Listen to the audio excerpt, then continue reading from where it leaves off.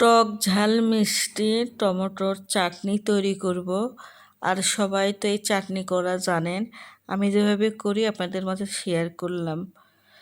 কি কি উপকরণ মশলা থাকবে দেখতে থাকুন। আমার হাফ কেজির টমেটো, একটা রসুন, একটি কাঁচামরিচ, একটি শুকনো মরিচ, একটি রসুন, একটা কাঁচামরিচ, শুকনো মরিচ একটি, আর 1 চিমটি পাঁচফোড়ন দিয়ে এগুলো হালকা ব্রাউন কালার হয়ে আসলে টমেটোগুলো দিয়ে দেব। আর পরিমাণ মতন তেল।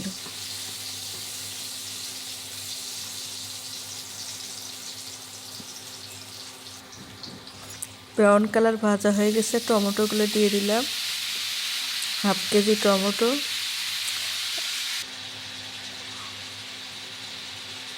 একটু নাড়াচাড়া করে নিয়ে 1 টেবিল চামচ মরিচের গুঁড়া দিলাম।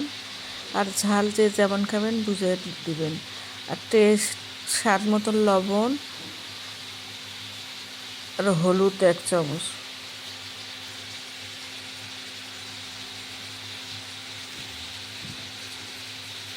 দিয়ে সুন্দরভাবে নাড়াচাড়া করব। এটা নাড়াচাড়া করতেই থাকবো, কেননা নিচের তলাটা লেগে গেলে খেতে বাজে লাগবে। মানে সব সময় নাই, কিছুক্ষণ পর পর নাড়াচাড়া করব।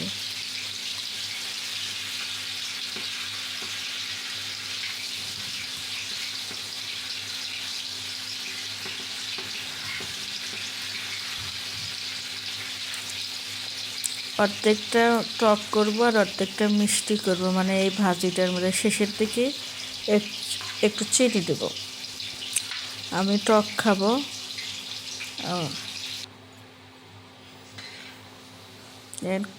কমেই আসছে, আর কিছুক্ষণ হবে।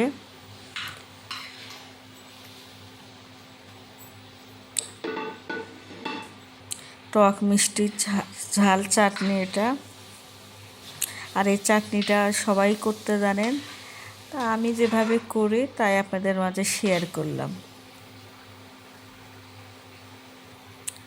আমার হয়ে গেছে, অর্ধেকটা আমি উঠে নিব। এটা টক ঝাল,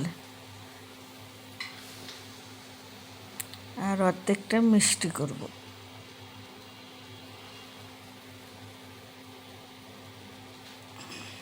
দেখেন, তুলে পরিবেশন করে নিলাম টকটা।